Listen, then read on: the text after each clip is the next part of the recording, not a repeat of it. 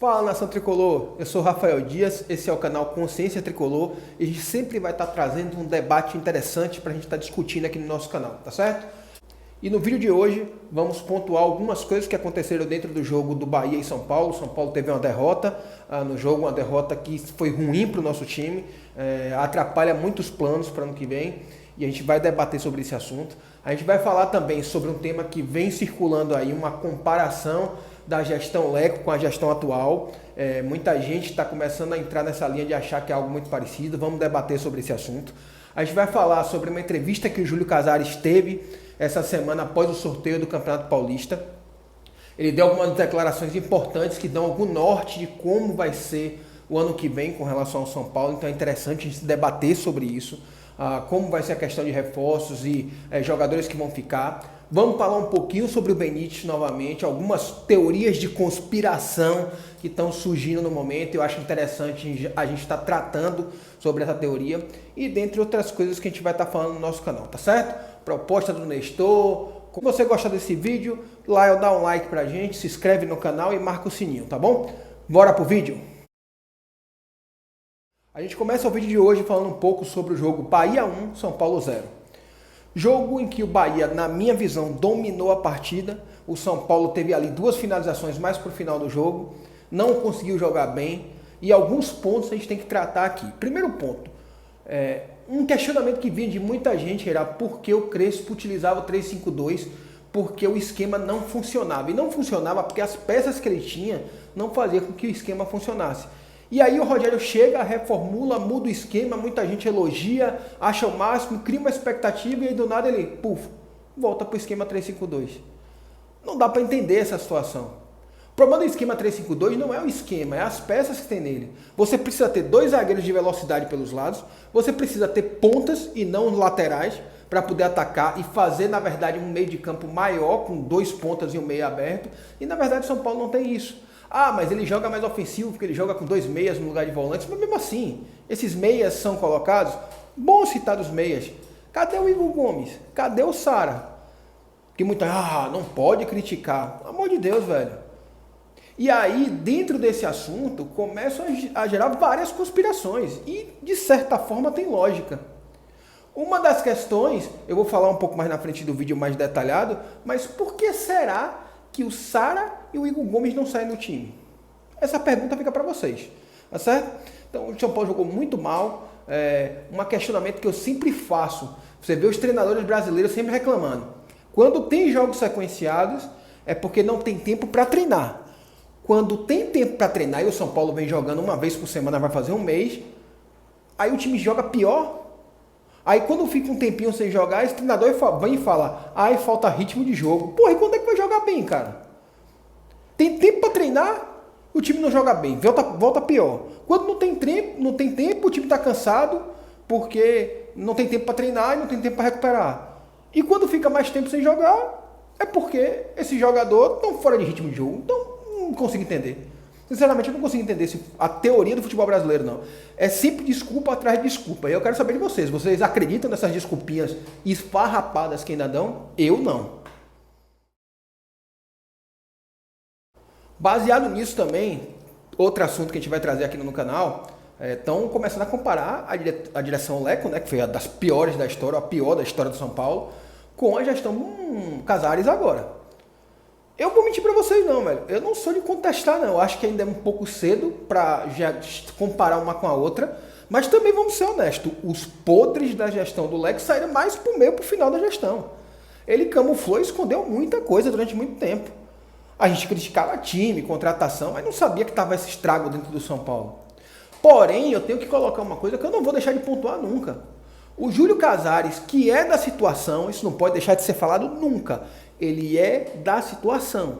Ele estava envolvido, por mais que não fosse diretamente, com a gestão do Aidar, com a gestão do Juvenal, com a gestão do Leco. Ele estava nas três, tá? Ele é da situação, ele não entrou desavisado, amigo. Ele já sabia o que ele ia pegar. Então não adianta tudo o que acontece no São Paulo jogar a culpa na dívida, porque parece um clichêzinho. Quando o São Paulo conquista alguma coisa, seja na base, seja no profissional, o Casares, com todo respeito a ele, aparece na rede social, e muita gente chama ele de presidente blogueirinho, aparece na rede social para a fazer marketing, fazer média. Parabéns ao time. Blá, blá, blá. Quando o time perde, ele some.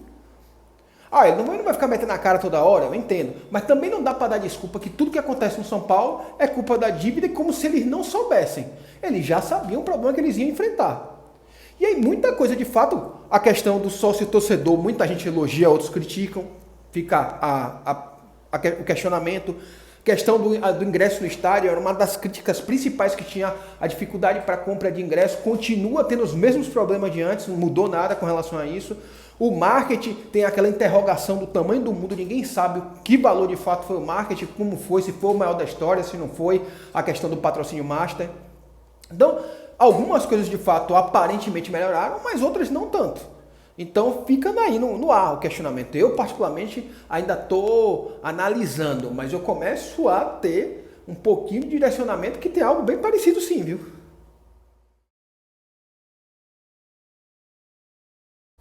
Eu não sei se vocês viram a entrevista do Júlio Casares, ele deu uma entrevista após a cerimônia, na verdade, o sorteio do Campeonato Paulista, onde ele falou sobre vários temas que dão uma dimensão das coisas que vão acontecer para o ano que vem.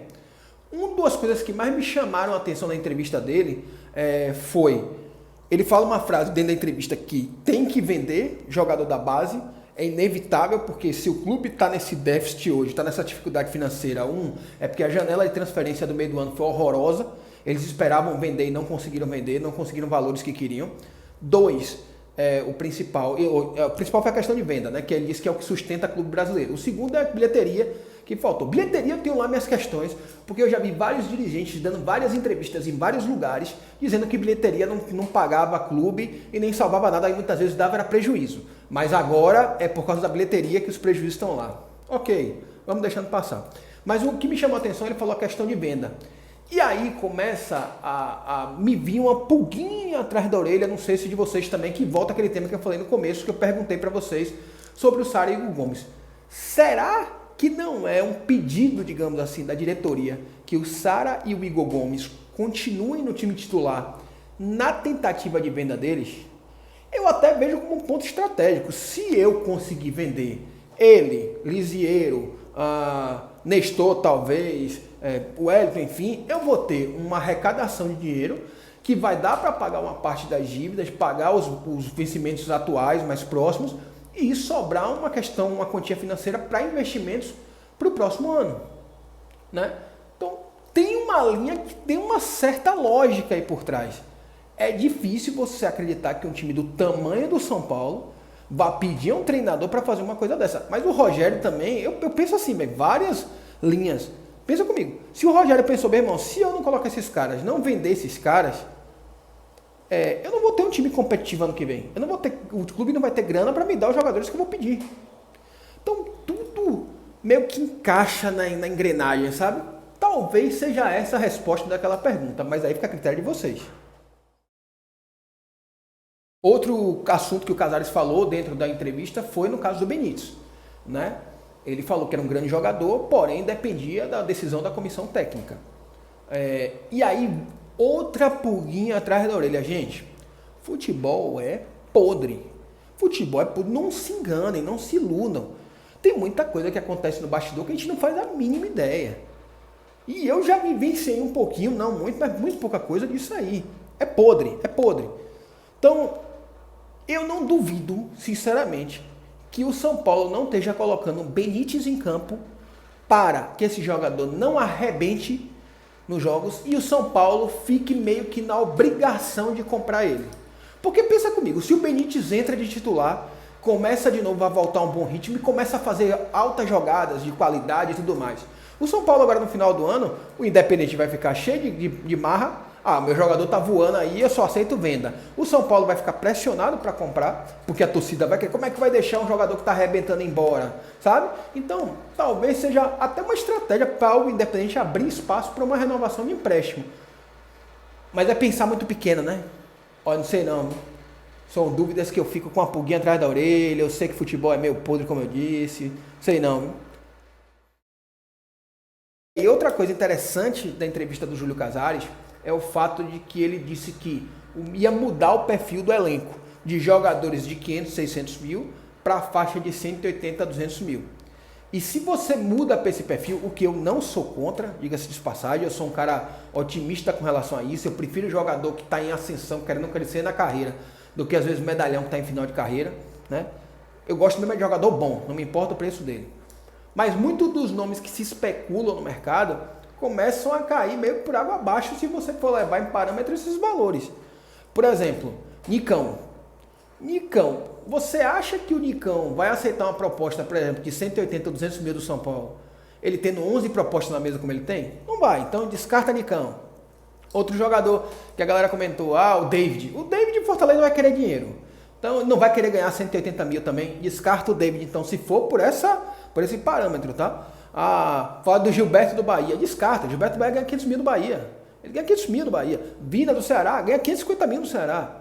É o maior salário do Nordeste. Eles não vão largar uma coisa dessa para... o Gilberto está em final de contrato, o Bahia quer renovar. Ele que não quer renovar com o Bahia. Então não vai o São Paulo pagar 180 mil nesses jogadores. Os jogadores não vão aceitar isso. Então a gente está falando de uma prateleira mais abaixo ainda. Então, vocês criem a consciência de quem são os jogadores que o São Paulo vai trazer. É de uma prateleira mais abaixo. E torcer para que esses caras deem certo, né? E aí, essa semana, surgiu também uma especulação do Jarlan Barreiro, né? Do Atlético Nacional. E esse jogador, não sei se você está sabendo da informação, ele já está em processo de renovação avançada com o Atlético Nacional. Apesar do contrato dele ser até o final do ano, a negociação de renovação dele está bem avançada. Então esse cara não vai vir para o São Paulo. Eu gostaria, um bom jogador, fez uma ótima temporada no Campeonato Colombiano. Ele foi um dos destaques do elenco que ganhou o campeonato. Então ele é um bom jogador, não tem o que discutir. Chegaria para o São Paulo para brigar por titularidade, mas eu acho muito complicado esse cara vir. Vamos ver quais são os nomes que vão estar vindo de fato para o São Paulo. E para encerrar nosso vídeo, a gente vai falar um pouquinho sobre a proposta que estão saindo aí sobre o Rodrigo Nestor. Na verdade, primeiro saiu uma história de que um time da Premier League da Inglaterra ia fazer uma proposta para ele, né? Ia girar em torno aí dos seus 10 milhões de euros e tudo mais. E sinalizou para o São Paulo que ia ter essa proposta. Depois saiu uma outra história de que um time da MLS, né, do Campeonato Americano, MSL, ia fazer uma proposta também. Só que o time da MLS fez uma proposta de 5 milhões de dólares. Isso dá uma faixa de 34 milhões de reais. É muito pouco para um jogador da qualidade técnica do Nestor. E o pior é que eu acho que o São Paulo está cogitando vender por esse preço.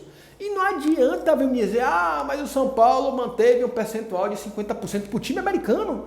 Qual foi o jogador do futebol que está jogando nos Estados Unidos que foi contratado por um clube europeu? Me diz um aí. Por boa cifra, para o São Paulo ganhar dinheiro em cima disso? Não tem, cara. Não tem. Então, bicho, o São Paulo disse que abre conversa a partir de 10 milhões de dólares. Pouco. O mercado está inflacionado, os jogadores estão cada vez mais caros, jogadores talentosos são caros. O Rodrigo Nestor é um jogador talentoso. Ganhar mais um pouco de força física, ele se torna um excelente jogador. Acho que ele é um jogador que vai se explodir na Europa. Olha, gente, eu acertei do Antony, viu? Olha o Antony que é hoje. Eu falei lá no início da carreira dele que ele ia ser esse jogador. Rodrigo Nestor é outra peça. Não é o mesmo nível, mas vai estourar na Europa. Então São Paulo tem que fazer jogo duro. Precisa vender? Precisa, mas não adianta se desesperar. Senão vende 5 pelo preço de 1. E aí não resolve nada, não paga nada e esse dinheiro vai embora e não monta time nenhum e esse ciclo continua, né? Então São Paulo precisa colocar a cabeça no lugar e fazer as melhores opções pro clube. Essa diretoria precisa fazer as melhores opções pro clube. E aí eu quero saber de você. Você acha que o Nestor deveria ser vendido por esse valor? Fica a seu critério.